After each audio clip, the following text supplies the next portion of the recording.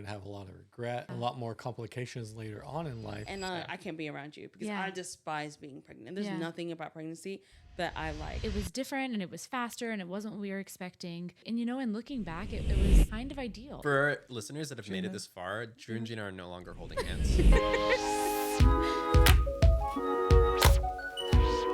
want me to head out with one of these Reddits to prompt? Yeah, let's start. Because they're juicy. All right, juicy Reddit stories. Here we go. Entitled, Reddit number 1. How did you decide to not have kids? I'm 31 this week. I don't think I want to have kids for various reasons. Mostly 1, ouch, so much they don't tell you in sex ed about what your body goes through. 2, I'm a sleepy gal. Kids should be super loved, and that takes a lot of effort and time, which sounds overwhelming. 3, honestly, state of the world. Afraid of bringing kids into the world when it feels like it's crumbling, both environmentally and financially. All that said, part of me is still thinking about how I could cope with those things and wondering if I could get there. The idea of a family is beautiful, and I know my fiance would be the best dad ever, but I'm worried I'm romanticizing things. Insights appreciated. Thanks. I feel like there's a lot of things. One of the things I recognized that she said was the fact that she felt like it's a lot of work, and almost in a way it's like it's a lot of work and I don't think I'm ready or I want to do that. I think that's like a good enough reason right there. Like she was very honest. And like, I do like the fact that she thought like, oh, I think my fiance would be a good spouse, but that's not a reason, or that's not a good enough reason to decide to have kids, because even though I think Drew's a very, very great spouse, it doesn't make being a parent easier for me, because it's like, okay, they have a great dad, but like, I also need to make sure that like, I need to be a great mom. You wanted to be a mom. Yeah. And so then if she ends up doing this for her spouse or fiance, and they may be a fantastic dad or even better. I mean, there's also a chance that he may not be as great of a dad as she thinks he's going to be. But in the end, it still would be her pushing herself to do something that I don't think she kind of wants to do at this point. And like, it doesn't sound like it. It doesn't seem like a radical yes. And for parenthood, it almost feels like it's kind of got to be like heck yeah. Like parenthood versus like, I don't really know. I guess I'll try it. It's like, that's hard. That's hard to put on kids. No, but I didn't hear anything major that would stop her from having kids either, though. Like, yeah, you're not hearing like the heart into it, but like she's recognizing that she's having these feelings as well. Yeah. And so there's a lot of thought behind what she's saying. So I think that's what's hard for me is you're right. It's not an extreme yes or extreme no. Mm-hmm. You almost feel like someone would need to have that before having kids, like be adamant either way. Like, yes, I want kids. Just feels like not a very wishy-washy decision. Like, it's hard to just be like, let's see how things shake out. You can't do that. Like, you can't, there's no like, oh, let's scrap it. I don't love it. It's not a career you're trying on. Like, so in my perspective, it feels like from her angle, there's nothing here that is like, for sure she shouldn't. But if she is thinking, maybe for sure I shouldn't, that feels like enough to be a no. Like maybe it should be more of I feel like if it's not a resounding yes, it should be a no. There shouldn't be a middle, because of the fact that they're like human beings, like little kids who have no choice in this, like in the matter or anything, that they'll just be coming into this world, and then all of a sudden they're having a person who's like, I don't know if I want to do this. Like the person who suffers is not only the person who's taking care of the parent or the adult, the child suffers too. I would be very interested to hear from her fiance, because it almost sounds like she's getting some pressure from somewhere, and she's seeking for someone to tell her no. Yeah, I like agree. she's seeking for someone to be like, no, you someone shouldn't. tell me the decision for me, because it's like I should, but I don't I'm really want at this to. age. If I'm going to have kids, I better have kids 31. now. But maybe it's a friend of hers that's like, girl, you're getting old. Like, you better have those kids while you're ready, and you're gonna wait till later in life. Person. Think about how many times someone doesn't have to say it out loud. You feel it anyways, not only biologically but sociology. Kids. Like, but if you've been long time partnered and you're heading towards your 30s, I think it crops up. What do you think? Are we asked that often? Not anymore, really. I think with key people in our life, we've had enough conversations that have just kind of been like, we're on our own time, thank you, and they just learn the lesson and stop asking. But maybe if we weren't so firm, people would ask more. Yeah, we're pretty private people, so I think sometimes there's a like tendency to maybe people wouldn't necessarily ask me a question. Well, you're that. private. You're extremely private. I was like, I feel like I'm a pretty open book. People. I don't really get open-ended questions about if I'm gonna have children or not. Yeah, and I would share if someone asked me pretty transparently.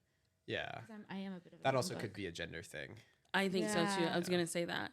I think Yeah. usually a lot of women get asked, when or when you have kids, are you Yeah. done? I'm trying to think when I'm out and about with our own kids, it's probably women more that ask me, "Are you all done? Are you gonna have more?" Mhm. It's like Right. complete strangers, invasive questions. Mhm. Yeah. Unless it's another dad that has kids.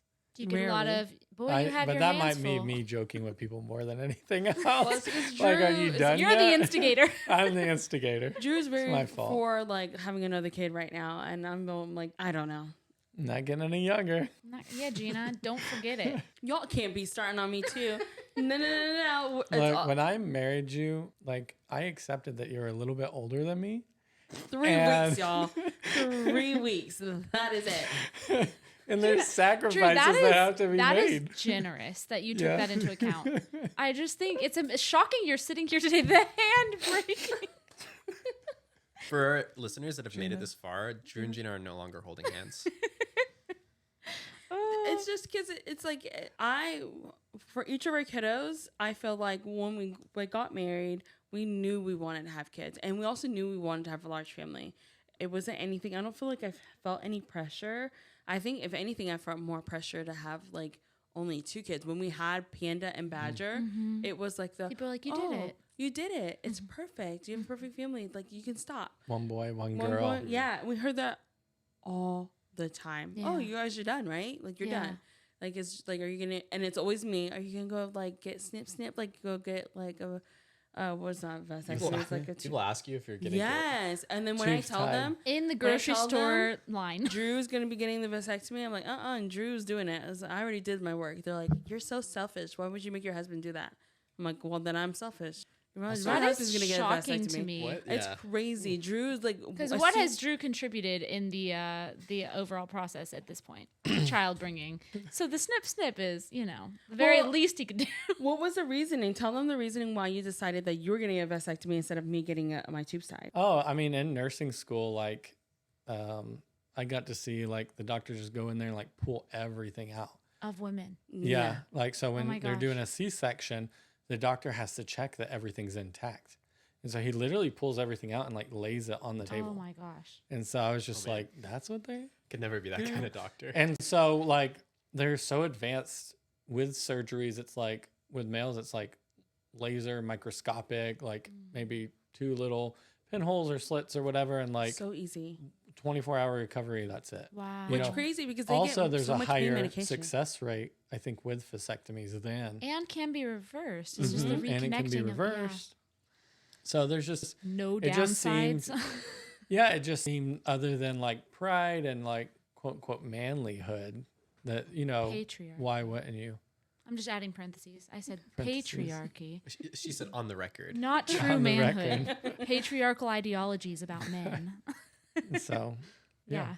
It really is that. And so then she was just came home and was like, Jane, I just saw this woman have a C-section, and then they just pull the ovaries and pull the tube, Tuck it all everything. back in. And he's like, they were not gentle. And he's like, I know that the choice of having a C-section is not mine and may not even be yours at sometimes. Like, because, complications happen. These things happen. Well, yeah. right. But he's like, but for. And these things are chosen. I don't want to Yeah. always make it feel like C-sections are the Yeah, the and plan some, B. Yeah, some people Yeah. they're chosen. choosing, and that's not anything bad. It's just it's traumatic for your body. It really is, Absolutely, and without it's doubt. way more traumatic than having a vaginal birth. Not better or whatever, but it's just physically Invasive, It is certainly. does a little. It takes a little bit more from your body to recover from a C-section than it does from a vaginal birth.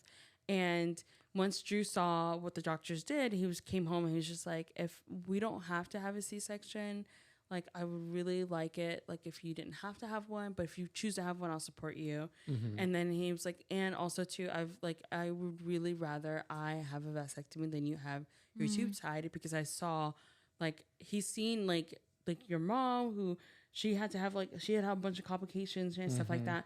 And he's like, she ended up having to have a hysterectomy at the age of, I think she was under 40, Wow. because when they tied her Which tubes, hormonally is. when they tied her Yeah. tubes, they did something in there and it got infected, and she started to get cysts, and then like it was bad, and so she went, had to take hormone replacement, Yeah, I and was gonna go through say. menopause early, basically, and because we just use the planning. What is that called? Like Oh, Family planning. family family cycles. plan- like Yeah, family cycle. We that- do that, yeah. and then we use condoms, and we've been like very successful with it. Yeah. Like At least the people past will couple say, years. people say maybe not so much because we have so many kids, but no, honestly, like Yeah. I would definitely say, except for baby number 2, which I was learning that like your cycle and breastfeeding, you know, You can still conceive. you can still Yeah. conceive, right? Except for her, like, I mean, honestly, we were going to have as many kids as we did, so it wasn't like it was like an oopsie, because I wouldn't call it an oopsie. Yeah, yeah. It was just like, oh man, I You didn't weren't know. like sitting down and being like, let's conceive a child. It's Yes, different than right, like, but I'm pregnant. but she was definitely someone that was playing because we knew we wanted to have a lot of kids. Right.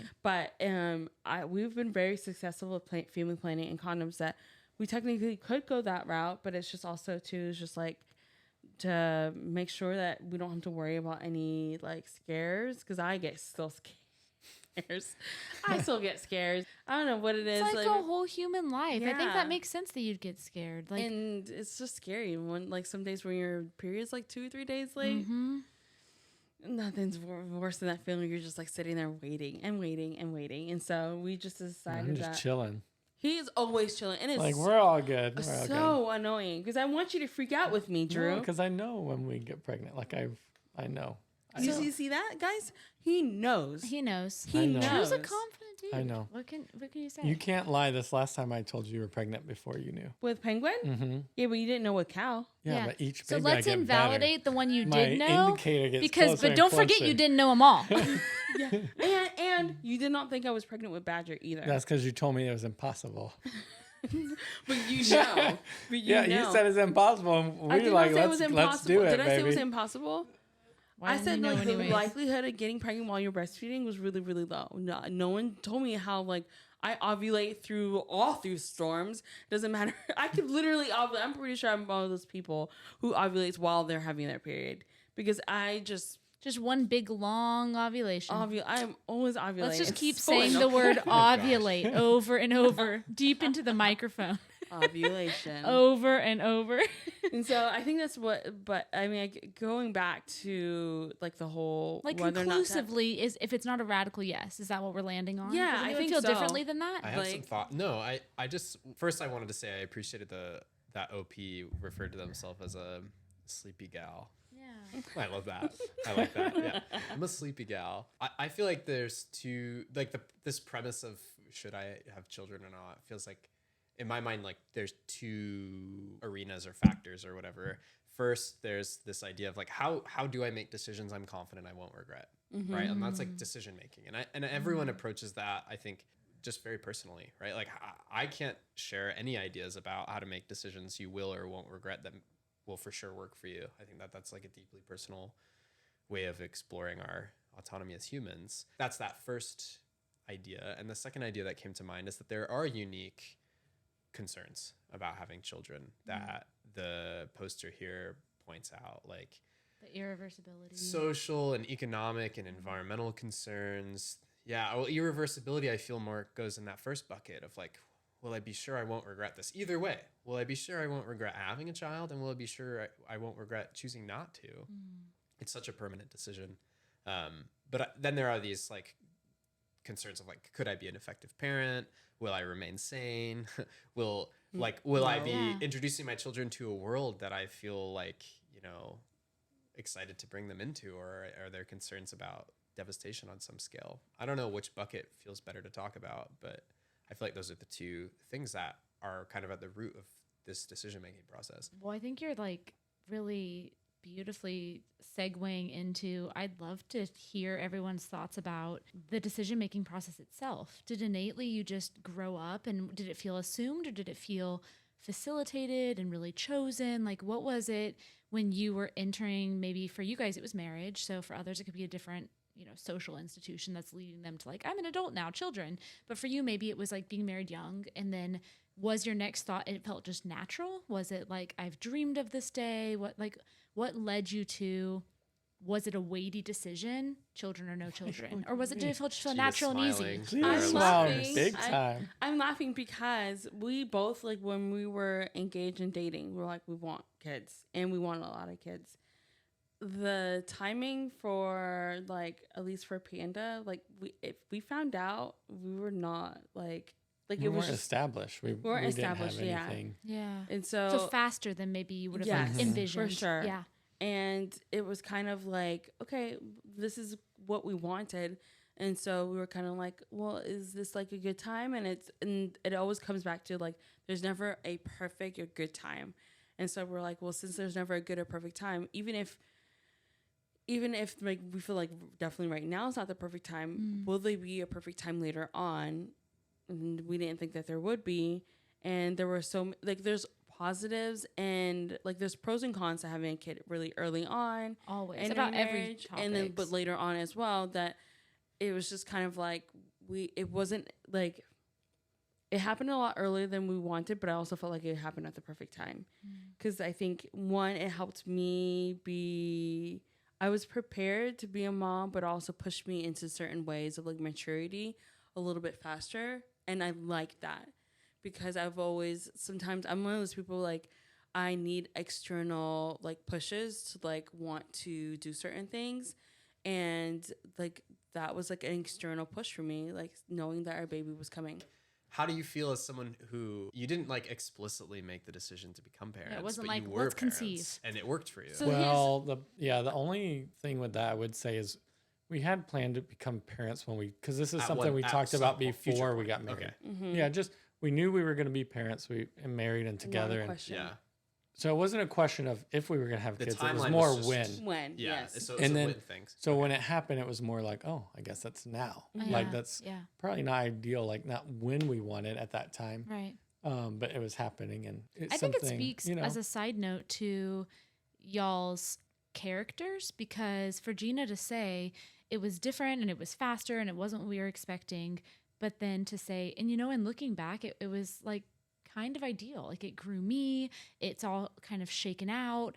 And I'm curious, what are your thoughts or feelings about if a similar scenario happens and they can't get over that their life trajectory has been kind of like derailed, or they're always resentful or like grieve the life that they lost when the timing was different than they thought. For you have a beautiful perspective, but for many, I imagine this would be like an insurmountable hurdle.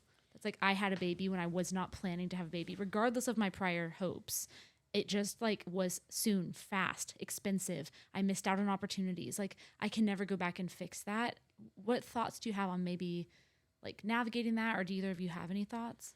I had a friend when I had Panda who was going through that. Like she was really, really young, and same thing. They got married and they knew that they want to have kids, but after she had her first, and I think she might have been pregnant with her second, where she's like, I'm happy to be a mom. This is what I wanted, but I definitely don't feel like I regret the timing Absolutely. of it, right? Yeah. And it was kind of hard because I had such a positive spin. And I also was like, oh, like, because even though this is definitely what I wanted, didn't have at the time that I wanted, I'm still okay with it. It's helped me push. I also didn't feel like she was wrong in how she felt. Yeah. Like I try to validate her and like, oh, like, yeah, I can definitely understand that you didn't get to do this, or you weren't able to do this, or you feel very stuck because you don't feel like you've had so many experiences in doing things before you settled down to become a mom and taking care of your kids. Because it was really, really, really hard. This woman, her spouse was like in school, and like there were long days at school, and then my spouse is in nursing school and then working as well, so both school and work, and we were alone. We were both two moms with a child, young, yeah, and poor, right? No money, no resources, no nothing. It was like it sucks that we're like, not that we were parents, but sucks like kind of like you're in this phase of life where it's just hard. And we knew also that it wasn't always going to be like this. So it was kind of like, this is only going to be for a certain amount of time. But like when I would talk about it, I was like, but I still really like this. This is really, really hard, but I'm happy it's happening now. Yeah. Like I'm definitely happy. But her perspective on it was like, I wish I didn't have my kids right now. Yeah. I wish, I would have been able to do a bunch of other things. And I felt like her feeling that way wasn't wrong, but it's also maybe the reason why I'm probably very pro-choice, is because this idea of like we have to have kids, and this idea of like we have to push ourselves because this is like what other people want, it's pushing people to do things that they're not ready, and it's causing people to have like the lives, like be very unhappy. Children are unhappy. Resentment.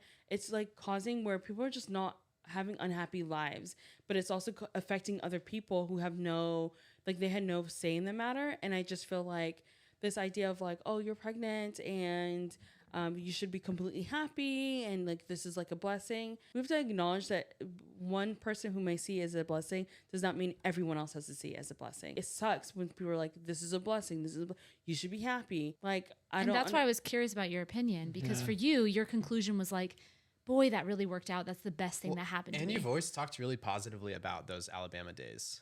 Like, but they were hard. They were hard. So hard. And I didn't know you until Georgia sometime later. Answer. So that period of your lives to me has always seemed very like mythic, like the mysterious. It was really challenging for you, but you were really grateful for it. So it's always been so mysterious. The Down by the River Wilders. Only had really positive things to say. But what's the crazy, van, Drew the van down by the river.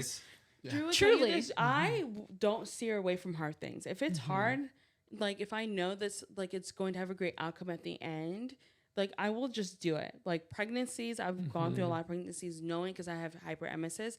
I know I'm going to probably go through a depression. I know it's going to suck. I'm going to be losing a lot of weight. Body, my whole body. I know it's going to be hard, and I still choose to do it. But then I also just recognize that some people don't want to do hard things. Why is that so bad to recognize? And there's nothing wrong with that. Nothing wrong with that, especially when it comes to bringing a whole child. It did bring a question in my mind. I know you said you validated, but is there any advice you could or did give your friend that did help, or she said helped at all? I don't know if it like helped her, because in reality, the only thing I could do is validate. I can't make a decision for her. I can't say. And her circumstances can't change. Yeah, that's what. No, but like, did you like build community with her, like hang out with her more, like we hung because you're out a like, lot. oh, you're like feeling a little depressed, like just come over to my house, or you want me to come over? Like, was there anything like or complain that? about the pregnancy? Like, I'll hear you, honey. Like, tell me, how bad it is. I got you. I did do that, but that was something that I would have done even if she had or hadn't complained. Because I think it's like that's the kind of pregnancies, friend you are. Like as women, like will complain about their pregnancies. Yeah. I think I know like maybe one friend of mine who like loves being pregnant. And she's a friend that I don't like to be around when she's pregnant. Yeah, we only have one friend we knew who's enjoyed. Had a fabulous pregnancy. I know you were thinking of the same person. Are we thinking of the same person? Probably not. No, I don't. You don't know our person. So. Okay. Because I know you know the person. But we can compare notes afterwards. Yeah, I'd like to know. She loves it, and I can't be around you because I despise being pregnant. There's nothing about pregnancy that I like. It's miserable for me. But it's also like because I'm one of those people that can look at like past all that because I know there's something at the end of the rainbow, like this new person that I get to like meet and get to support and guide. And like, I don't know, I like that part, that like the beginning part of like the whole that because that part sucks so much that I'm willing to ignore it or tough it out. But like I would have done basically what I told her or how I helped her with being a friend, having her come over all the time. I would have done that whether or not she had expressed that. And so she did come over a lot. We became pretty close, and then we ended up not being close afterwards. I think you know what I'm talking about. And she ended up having, I don't want to say too many, so she doesn't know more kids or less kids. She ended up having more kids afterwards. Yeah. And so I think it worked out for her. I'm curious from people that listen to this podcast, I would be so appreciative of feedback from Diverse Thoughts if someone has been in the situation of, I had children in a circumstance that wasn't ideal to me. It's not what I had in my mind. It's not what I dreamed about. Are there coping mechanisms or things that you've done to self-soothe or resources you've used? And also, what do you wish could have been done? Is there something that your community, family, friends, people around you could have done to bridge that gap? They can't change it. I mean, clearly, right? Especially if you've progressed to a certain point in pregnancy legally, you can't do anything. So it is what it is at some point. And so I'd be curious because I think here in this discussion, our experience is like somewhat limited, but I think our desire to understand that better, people would benefit from this being a point of conversation. And we can even circle back to it in other podcasts with different guests. I think it's a point people would be curious about. Yeah, I haven't, from what you're saying, Gina, like your friend at that time was having a parallel experience to you, but had a really different feeling about it. Like maybe that feeling of, I did regret it. Like going back to that first bucket of like, how do I make a decision I know I won't regret? And what if I end up regretting a decision I made? We might not, like, she might not still regret it, right? Like, I mean, as we grow and as we see things differently, that comes to my mind. But also, I think when we lived with you guys, And I don't remember if it was the pregnancy between Cow? no badger and cow, Yeah. because there was a pregnancy there that was really rough. Mm-hmm. It was such a dark and challenging time for you guys, but it was the time that we got to know your kids, your oldest kids, the best, Mm-hmm. Yeah. and spent a significant amount of time with them. That's always been really special to us too. We were able to connect with them. It was really, really cool, despite what you guys had going on.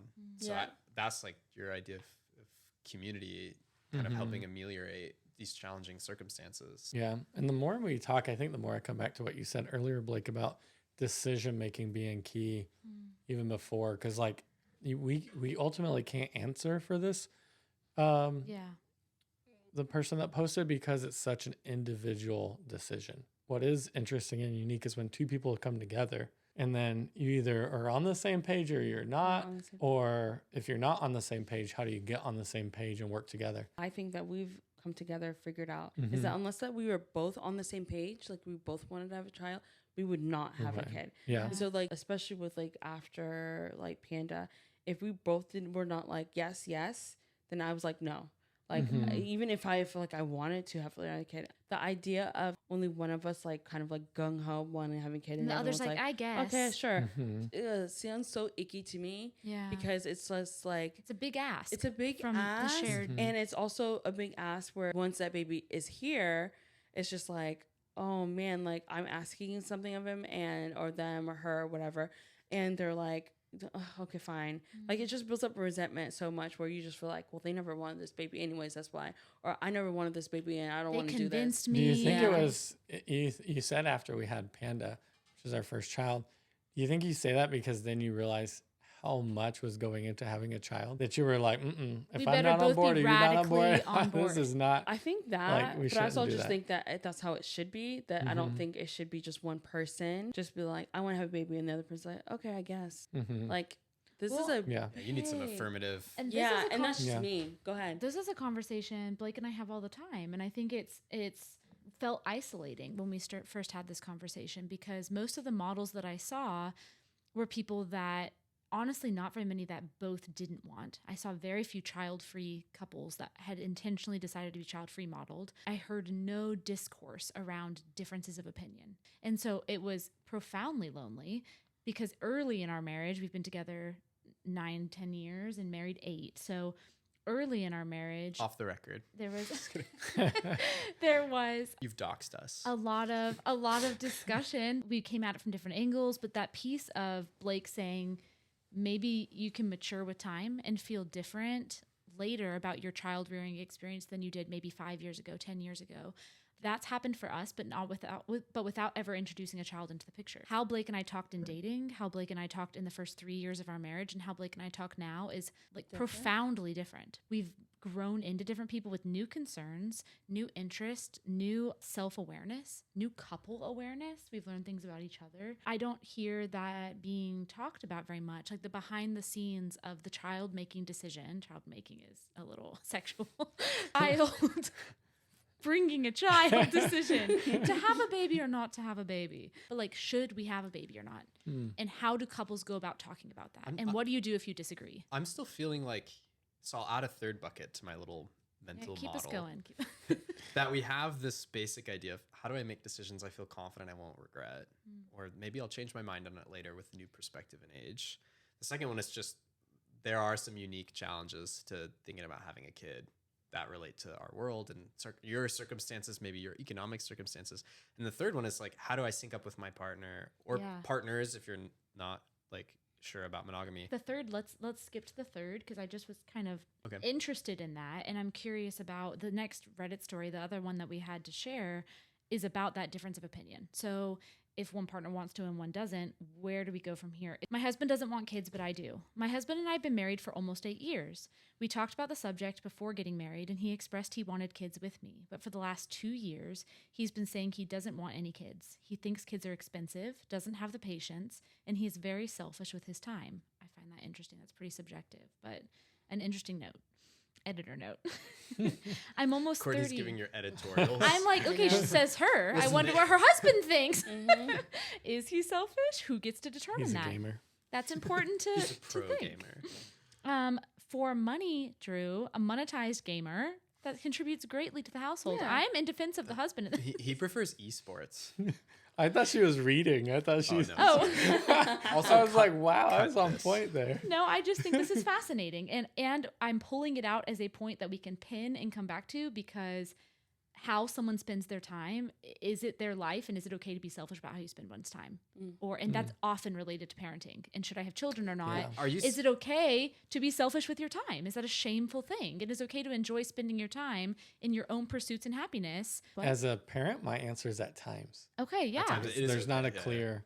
And so I'm just fascinated But that she brought that point The up way here. I'm reading that, and I don't know what point you're making. The way I'm reading that is she resents the way that her partner spends her. I that Their agree. partner spends their This time, seems like right? a point of tension. So Well, I it just want seems to like note for her is because she's he's spending frustrated. his time in other things, that's what's making him not want to have kids. correct. Yeah. It So seems like that's she's what it is. hanging her hat on he's selfish with his time. So I want to and she wouldn't have included that if it didn't feel like a significant point. So I'm making note there. Yeah, and maybe we're reading way between the lines. Maybe. but maybe. Maybe. But that's what we're here to do. So Yes, yeah. You're welcome to take or leave any of the hot takes. So then she goes on to say, I'm almost 30 years old and I want to have kids before I turn 35. This year, I asked him several times if he had changed his mind regarding becoming a parent, and he clearly stated, my answer is final. I do not want any kids. I feel lost, as I do want children of my own.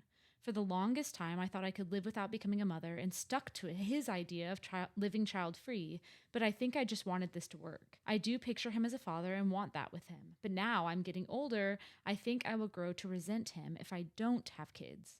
We discussed this topic, and I explained that we both wanted different things in life, and his response was, well, maybe we will have one in the future.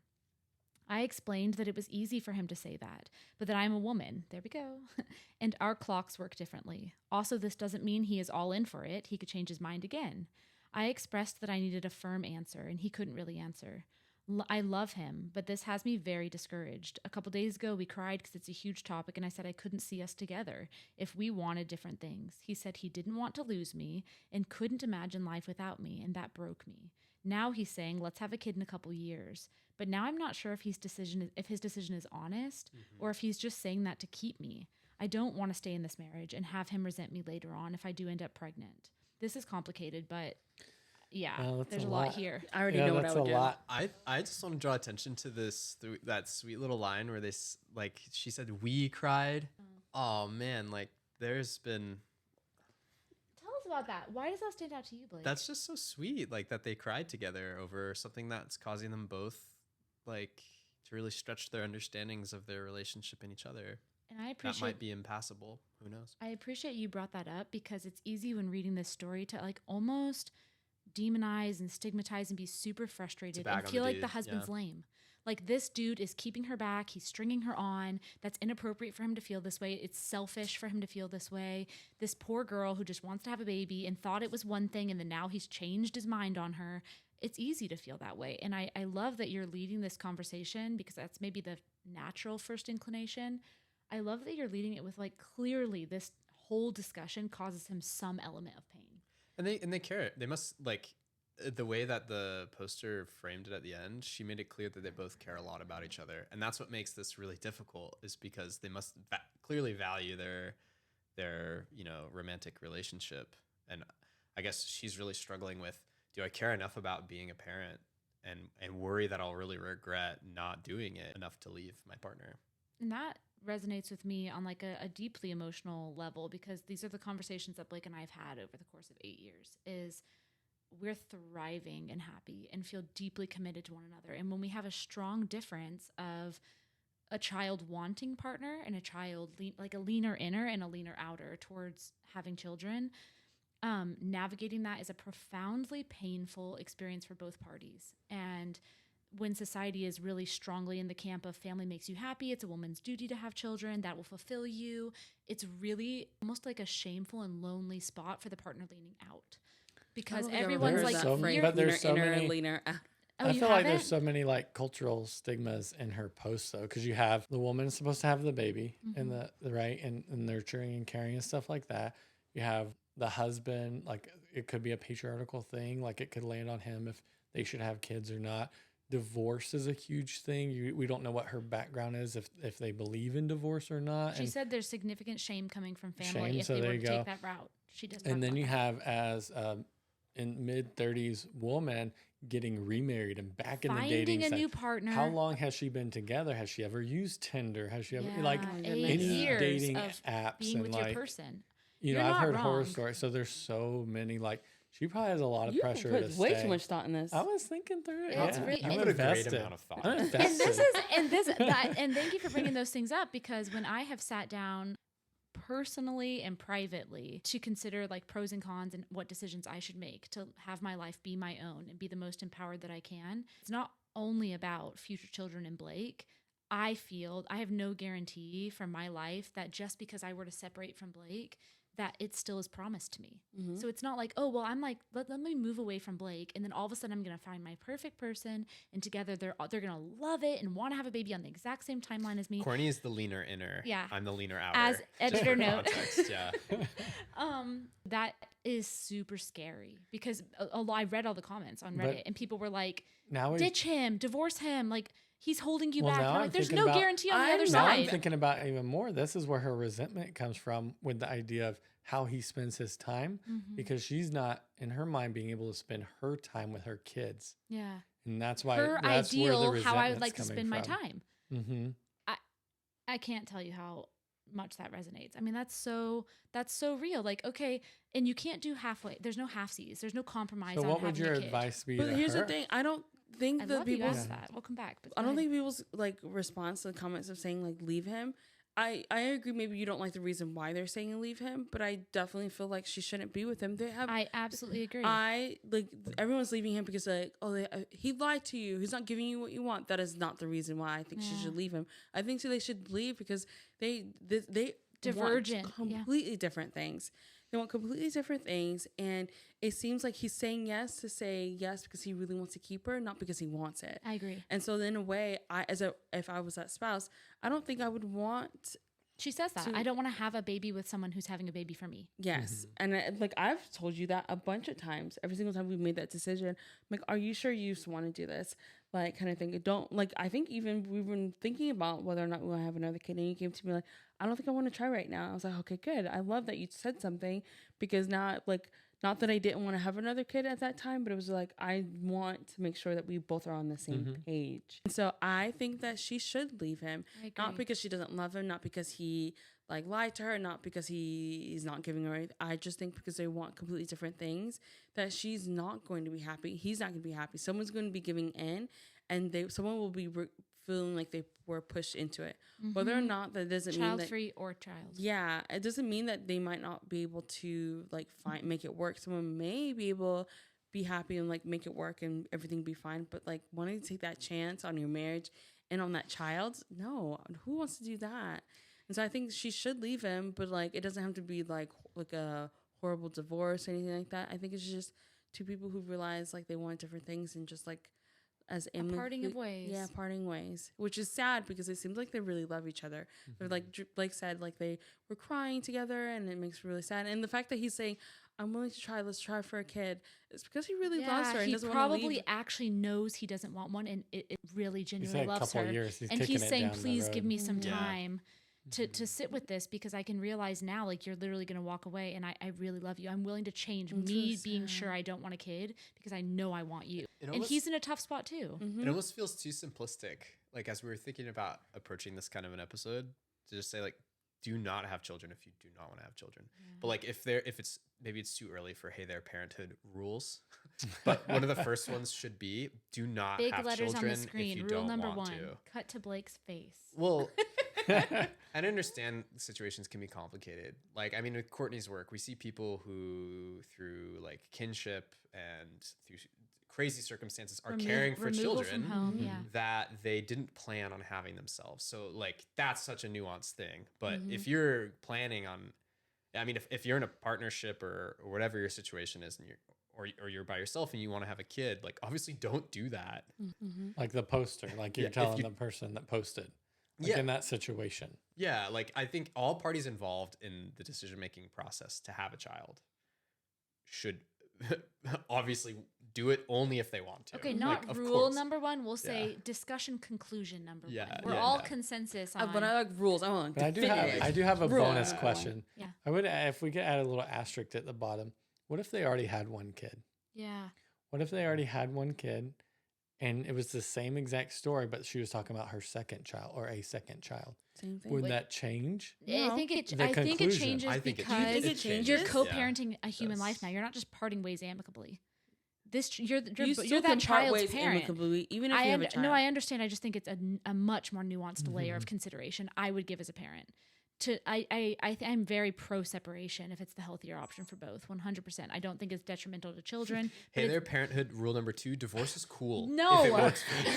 No, Off the record. Let's take that off On the the record, But off the it's- record, it's- divorce is divorce is fine. cool. Like, it's there's no shame in impactful. divorcing. I don't There think is no it's shame though. it's really, not. I'm Go not for for it, it, yeah. but there's no shame in There divorce. shouldn't be shame. Let's bring There divorce is back. shame. There in is it. shame. Okay, There but is yeah. shame, but Yes, there's like shame. as a cultural institution, whether it's because of religious pressure or social pressure, there's definitely a lot of shame in getting divorced, but there shouldn't be. And it's undeniable, if not harmful, certainly impactful. Like your child will without a doubt be impacted by having their parents not be like simultaneously in the household co-parenting them. Not good or bad necessarily, but impacted, yes. It's not the exact same as having a 2-parent household. For even the stress levels of your single parent when they're doing it by themselves, it's just going to be different. Why do you feel like so I think the three of us, Gina, feel like it is slightly different if there's already a kid involved, like Drew's saying. Why do you feel like it isn't? Yeah, you feel like it's the exact same thought I process? think it's the exact same thought process, and I think this is one of the things that we've talked about in the past. Is I don't think that you should stay in a marriage just for a child ever. No, And I beca- agree. Yeah, but keep in going. these circumstances, they still love each other. They Let's still establish they that, still yeah. love each other. It still brings up a lot of resentment, a lot of issues. And I think in a way of like because of like the relationship between the parents, that everything is not great, where everything's not good, where they feel like they're both equally like being able to feel heard or both having their needs want. That in the end, it still will impact the child that's in their home. So even if they still stay together, it still will end up like making changes in that marriage where if one person's really miserable, really unhappy because they feel like their needs are not getting met. I want to have another child. Yeah. He says no, or she says no, and now I'm stuck in this marriage because of this kid. I don't see how that's better. I really, No, really I don't. agree with your conclusion. So- I think I just see it that I everyone think think it about goes it the deeper. exact same way. I think it still goes deeper than that though, because there's things with your partner, like whether you're married or not, there's challenges that you're going to face that you have to decide, is this a challenge we're going to tackle together and get through and grow through? Or is this a challenge that like separates us and we need to go separate ways? But then why does that change if So- there's a child already there? That should be done whether or not there's a I child think there. it impacts me because there's decent research and it may be dated. I'm most familiar with like strong research that came out post 70s when couples divorced at a higher frequency. So through the 80s and 90s, divorce rates increased. And so, I mean, really since the 50s and 60s, right? We've seen a pretty steady climb towards more frequent divorces. So they started to do some research on what is the impact of this, like on children's psychology, on their development, their well-being. And I would say it leans heavily not on the inherent impacts of divorce, but on the shame and stigma around it. That's where the most negative impacts come from. I don't think the research that I'm like loosely familiar with insinuates that, but that's my take on it. But the conclusions are that children are inherently almost always like negatively impacted by that choice. Like a I wouldn't balancing act, stay yeah. for my child. I couldn't agree more with you. The conclusion you drew, I agree with. Waiting around for a child in an unhealthy, unmatched, my needs aren't being met marriage is not the healthiest option for the child, in my opinion. Again, I'd love some more like data to see if people have looked into that. But I don't think I would just say, does my spouse want the same thing as me? And we already have a child together. I'm going to go find the thing that I want and not consider the fact that we're going to be forever co-parenting this child that we already have, especially if it comes to the primary reason I'm leaving this relationship is to have more children with a new partner. But it's hard because you're also saying that you would want to see the data and like helping you make the decision. Well, that's not bad either. It can't tell you what's right. It can't tell you what's right. And it won't. I think that's because I mean, we've had fun, like, I think with this very like distinct edge case, and we've thought up little rules and stuff, and I will walk everything back. But I do think that this third basket of like, how do you reach a conclusion that feels right with the other people involved? How do I know whether it's that I need to leave my partner because they don't want to have a kid, or they don't want to have a second kid? Like, how do I feel good that I'm making a decision I won't regret? And if the stakes are high and you're trying to make a choice, and there is like having a child, there's a good chance you may regret it either way. Having a child is this experience that on the front end, you have to decide, I cannot know how it will impact me, and I cannot know what my life will look like. And I'm going to decide to do it anyways. And the exact same thing can be said for remaining child-free. I cannot know how that's going to impact me, how I'll feel, and the opportunity will pass. So if you would like, for biological children, asterisk, for having a child out of your own body or conceiving your own child, just when you're hitting like late 40s, 50, like if all of a sudden you wake up and you're like, oh my gosh, like that is a pivotal part of my life experience that I'm determined to have. You just aren't going to. You just can't, right? Only very few in novel experiences or cases that would be happening. So the door has closed. Whether you closed it or time closed it, it closed. And you can't know when you're 27 saying, do I want to live a child-free life? And talking with your new fiance or whomever, I'm not really vibing with children. I think I'm going to say no. And they agree, and you determine at 30, we're going to be a child-free couple. Like, you cannot know how you're going to feel about that later. And there are certain experiences that we go through in life that we're trying to make them with the data and the research and the talking to our friends and the what can I do, the journal writing, like Technically, you to don't try even and make know a who your decision. kids are going to be. You can't know. There's nothing that's a guaranteed. Like that's why I was like, even if with the data, how's that going to really help you with the decision on like whether or not to stay with your spouse?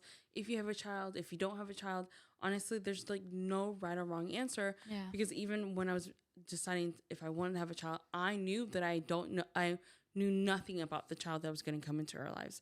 All 5 of them. I think maybe even like Tiger, technically we could have known a little bit more information, but there was nothing that was going to make me decide, oh, well, like with this information that I don't want to take care of her because she was family, she needed a home. And so like I knew that I definitely could be. It wasn't like you're weighing the pros and cons before saying yes. Like, what's her personality? Yes. What are her tendencies? Is she annoying? Is she like before having a child? Technically, and you can't do that about biological children. Yeah. Like, there's no checklist of like pick and choose, create your own child. You can't. I mean, I guess you can. Maybe with science. I don't want that science. To keep that science away from me because I really don't care. Because I definitely knew that I wanted to be a mom. I've always been the type of person, and this is me. And so this is how I've done it, where like I feel like I'm very blessed and lucky to be the person guiding whoever that person ends up being, even if they end up being someone who could never say I love you, could never do anything. I'm taking care of them. That was still me making that choice to bring them into this life. So then it's definitely my responsibility. Me being lucky or blessed is like me being able to take care of them and them being in my lives. That's like the lucky blessed thing. I'm not expecting any of my kids to have kids. I told them this a bunch of times. Like if they choose to have kids, great. I think that's just like maybe the cherry on top is like them being able to like do a the cool same. bonus. If Doing the same and taking care think many grandparents and like feel that putting way. them first. It's like the extra cherry on top. And so if we're looking at it in a way of like we're expecting something out of it to have a child and like expecting like them to love us or to give us something. Also reading a book that I will absolutely hope the name can be dropped in the description because it's changed my life is The Baby Decision, and written by a social worker that I really admire the way she approaches inviting her readers to consider their why. And she really clearly walks through child-free living and the impact that may have and helping you explore through a lot of curious like question asking and then child rearing and child bringing into the world. Anyways, I read this book, and through either talking with my therapist or reading this book and trying to puzzle out for our relationship and for my own life, the thing that emerged was I don't know how much exploration of why I had done. As a woman that was really raised religiously and where family is really centric to not only my own sense of identity, but also my value in the world, my place in the world, where I would find belonging, purpose. I had internalized some of those things in ways that I didn't quite know until I started to ask myself, why would I want to have children? And if it comes down to leaving a partnership where I'm like thriving and happy and fulfilled, really, I better know why. And considering that was unpacking a lot of those belief systems about identity and self. Having those things prompted to me invited significant introspection and reflection. And for the first time in my life in that process, it didn't feel like grief to consider a child-free life. I was honest enough with myself to recognize that I like kind of an idealized view. Yeah, it's easy to have an idealized view, but then it also helped me be honest that it's something that is important to me to be in a mothering role in my life. And that's the concrete like rock bottom that I hit, that I was like, okay, that's a value of mine.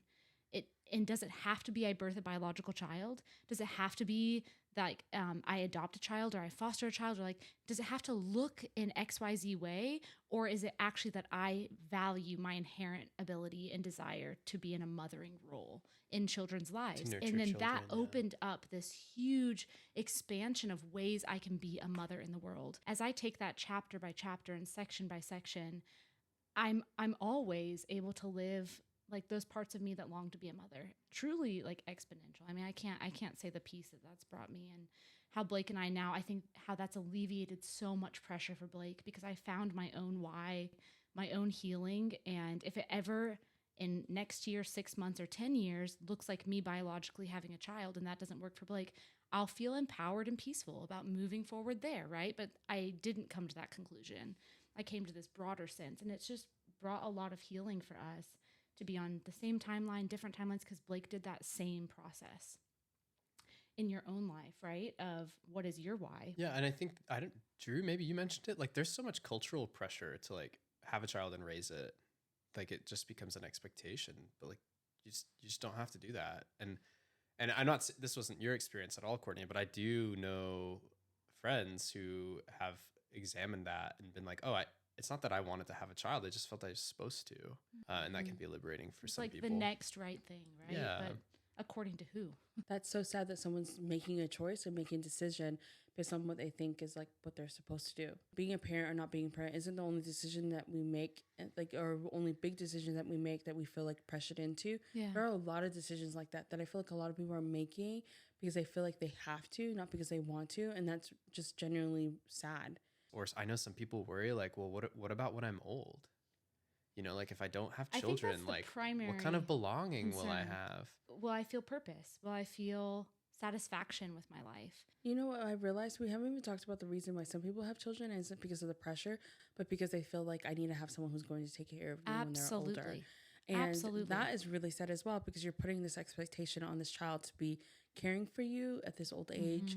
And it's like, that's the only reason why you want to have them in your life. Like, they're making decisions, like these big decisions for a lot of reasons. And maybe I'm realizing maybe it's not so child-centered. I can definitely say like some of the reasons why I decided to have kids is somewhat selfish, because I really just wanted to be like someone there for them with unconditional support that I don't feel like I got as a teenager or as a child.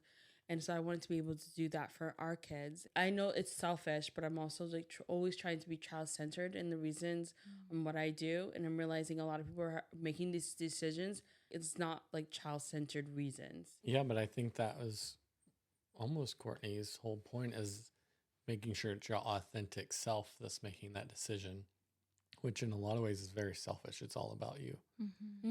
And so, but unless you can do that, you're going to have a lot of regret. Yeah. A lot more complications later on in life, because you're not sticking to your authentic self. And then you're either having to change what those core values are for yourself, or To you're adapt having to, around and you're a having decision that to can't fake it, change. which creates a whole nother level of issues. It's just worth noting how painful and isolating and lonely a process it can be to go back and unravel all those layers of expectations and ideologies. And just like maybe you've never learned how to ask yourself, what do I want and what's important to me, and how do we understand how much of that is influenced by other people, your religion, your parents, watching different parenting dynamics in different households. I just feel like that's a thing that it feels, from my loose observation of those that I've had, the parents that feel no matter what life throws at them, it's still kind of, they're able to be resilient about it, is those that had a little bit of headspace to be like, yeah, I do want that. What is important to me? Who am I? And those that are just kind of responding and reactive to their role as a parent. Parenting is a big enough role that if you're always just like trying to make it okay and like adapt to it, it's going to take a lot out of you. Yeah, I mean, the gay couples we know that have had kids had to very intentionally choose to have children. Like $40,000. And they're like the most well-adjusted parents I meet, because there's a study on that. Yeah, like I agree. Like it came at great personal sacrifice to make that happen, you know, but a lot of our conversation has focused on, you know, cis-het couples that are choosing to have biological children. But I think a lot of what we're talking about here extends to just that decision for anyone, whether they're in a couple or single parents, or they're not unpartnered. or they're not of the monogamous, you know, persuasion, persuasion, or we have someone that we're close to that is a single mother, just by choice because they're unpartnered or whatever it looks like. I think when culture makes this decision for you, it's really, really challenging. Totally agree with you, Gina. Like, not examining your motivations for doing something this large is a recipe for a lot of risk. Like a lot of risk for how you feel about it. I want to throw something in because as we continue to talk about it, and this might be some of the nurse, is Maslow's hierarchy of needs, and like finding out who you are and self-actualization and stuff like that. That's actually comes in this after love and belonging. Yeah. So the epitome, right? the by this, and in case you guys don't know what Maslow hierarchy of needs is, it's a pyramid, and you have to hit the bottom before you can move to the next one. Yeah. And so the bottom one is psychological needs: food, water, shelter, clothing, sleep. Once you have that, you can go to safety and security, which is health, employment, property, family, and social ability. So kind of that social aspect. And then the next one is love and belonging, which is friendship, family, intimacy, and sense of connection. So that's partner in that natural cultural, like, let's have babies and let's have a family and grow a family. After that is self-esteem, which is confidence, achievement, respect of others, and need to be unique individually. So I don't think it's abnormal as a human to think of yourself after you think of family planning. Like, what is my true self? And this point you're bringing up, I'm really, really grateful you did, because the conversation of to parent or to not parent is a conversation of privilege. So individuals that don't have the ability, because their basic needs are not met, to sit back and be like, you know what are my values? What are my goals? When you're in situations where that thought process and that headspace isn't being fostered, or it can't be because you're hungry or you don't have a place to live, then the deep intellectual thinking of to parent or not, or what would that look like, is it's not in the forefront of your mind, because it can't be, because your basic needs aren't met.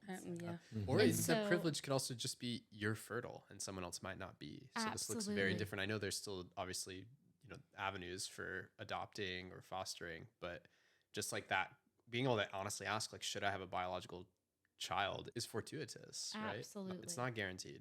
These are painful, painful questions. And I hope we can acknowledge that all throughout this podcast, like how triggering and intimate and painful so many topics we discuss may be. Maybe an individual is in a same-sex relationship or queer relationship, and they would do anything, but they don't have access to the finances. It's always going to take thousands of dollars. And I can say that I was very naive to that, because Drew's brother and his partner, like, we were just talking about kids, and they so badly want to have kids, and finances. And finances is really much what's stopping them. Drew's brother is much like Drew, where, oh my goodness, he would be a fantastic dad. But they're like, oh, we have to go through IVF and a surrogacy, and that's just like, I mean, I think he said 140, 130K. Something, yeah, 6 figures easy. Logically, I know, right? I know this, but then hearing them talk about it was just really sad, because I just think that they would make great parents. It's just really sad that the thing that's stopping them is finances. It's not like an equitable experience to become a parent. So like there's these concerns about if this is right for me, is this right for my partner? Can we do it? Do we have the finances? But what about like social concerns? Is it a selfish act to have a child in an industrialized country like ours? Are there environmental concerns? Are we worried about societal issues? Like, do we want to take that on, or do we want to save that? I have a very point blank answer to that. Yeah. One, we're very privileged. I'm very privileged to be able to answer this way or whatever, but in a lot of ways, I don't feel like those outside concerns you should think about them, but I don't think they should ultimately affect whether you have children or not. Because there's always going to be something going on somewhere, somehow. Now, I'm not saying like if you're in the middle of like an active war, should you just be like YOLO baby and like it doesn't matter like this, or in the middle of a famine and know that you won't be able to feed this child and just go for it. But I mean the environment, and I'm not sure about economy, and things are getting expensive, and those things are always going to be happening somewhere somehow. And so for me, I just feel like that's a never ending list of reasons not to. This is something else that's going to happen. I think in an ideal world, which unfortunately we don't have, but like, I think this is a question of human dignity. Like in an ideal world, I want to believe that it would be on the principle of human dignity alone, such a personal decision or a partnership decision or whatever unit is going to raise this child together, that in a total vacuum without any concern for like the distribution of resources in a society, impending conflict or whatever it is, that this decision is so special and so at the core of being human. Like humans reproduce as like biologically as a species, and if we don't, we also take part in the raising of other people's children. Like we're these very communal organisms. I agree, like on principle, absolutely. I think that it's wrong from a human rights point of view, kind of regardless of where you are. Like this is a question of human dignity, and I believe every human to be truly dignified deserves reproductive freedom. And there have been places where those rights have been stripped from people. But I also try to wonder, how do you balance that with the fact that we live on a finite planet and we're in a society that consumes more per capita than any other society? I think that those are sobering questions to think about. And I can't have answers for other people. As a whole, that we're all becoming more educated. Also, we're having a lot of our needs met, that we're realizing that just because it's our right, like to have children, doesn't mean we have to exercise it. Yeah. We don't have to exercise it. And so I think as a society, and at least maybe here in the US, we're recognizing that we don't have to have children. I think a lot of people are realizing that there's societal pressure, I don't want to. And I don't think that's wrong. And I'm glad that people are starting to make those decisions based on what their needs and wants are. But I think as a whole, like there are a lot of people who are deciding to be child free. I think it's like this way of, while all of it is valid, and I'm glad that a lot of people are making that decision. I don't think that they're wrong. Also making sure like, well, I made the opposite decision, and I also want to make sure that both people understand and respect both decisions, that no one's feeling like shame or feeling they're wrong for making a decision to not have children, or making the decision to have children, or having the decision to have a lot of children as well. Yeah, you're saying like reproductive rights is like, it swings both ways. Mm-hmm. Like we're guaranteeing someone's reproductive rights, like in the ability for contraception or abortion, but we're also guaranteeing the rights and the dignity associated with choosing to have children. Mm-hmm. Morally and ethically, I agree with you. Yeah. But I think Blake's element of like finite resources is where this gets very triggering for individuals that have chosen to not have children because they've crunched the numbers and made a decision. It's not always a personal decision. It's often a social decision. Yeah. There are many ways to experience parenthood. Yeah. And I don't know like if there's a kind of like cute term for it, but like where Courtney and I have landed is that we're like parent diverse. You're like the aunties and uncles. Yeah, exactly. And unsure where that'll take us. In a really intimate way. And also like we could take that further, and I've actively discussed fostering or potentially even adoption. We happen to have our own fertility issues. But we like, there's just a lot of satisfaction. Like being godparents is so great and worked out so well for us and kind of our personal, it's like the joy of stuff. Our life. Yeah, like that. The I honor feel of our life. deeply satisfied, but because I'm also a sleepy gal, like I can go home. A type of interaction with child rearing that brings me like great fulfillment. It adds meaning to my life, and it embeds me in a community of people where even though I don't, I feel I share blood with. You're basically saying that all the kids we have are making up for you guys. That way, yeah, that we're a bit, kind of. Okay, cool. Yeah, you just like plugged in. Yeah, We'll so take 2. we have you 2.5. guys take 3. Yeah. No, 2.5. We'll cut 1.5. Off the record. To that point, Scratch that. To that point, Blake, I really appreciate that you said that, because in my whole greater scheme, like I think that's what I was trying to allude to, is like this mothering, and I use mothering because that's my gender and like my gender identity and how I express it, but like parenting for any identity. I use the androgynous parenting. Thank you, Blake. Any person who's interacting with children to support them, uplift them, be there for them, take care of their material needs, like help them become a functioning adult, right? In whatever capacity that looks like. There's such a plethora of ways to do that I just, in my younger years and earlier age, it was solely mothering a biological child. And I wasn't exposed to or didn't have a lot of thought process around the ways that my talents and my tendencies and my nature, I mean, I had no idea, even my profession. It's a huge point of privilege that social workers were off my radar. Like I just didn't know what a social worker did. I didn't really know who they were. I definitely didn't know I would want to continue into graduate studies in social work because I didn't know the profession existed, but I couldn't have imagined a better way to spend the vast majority of my time. All my waking hours, day in and day out, the things I care about, think about, eat, breathe, is helping children thrive. I feel like as we wrap up this episode, I really want to hear from like our audience to see like what their thoughts are on this, because I know like this is going to be something that a lot of people will feel very strongly about. Yeah. And I know that just because as someone who is like the very opposite of, we've decided to have a lot of children, and you guys have also had like your eyes are the opposite of us who decided not to have any children, that people feel very, very strongly. Currently, we're not conclusively child free. We just currently don't have any child children. Off the record. Yeah. Scratch that from the record.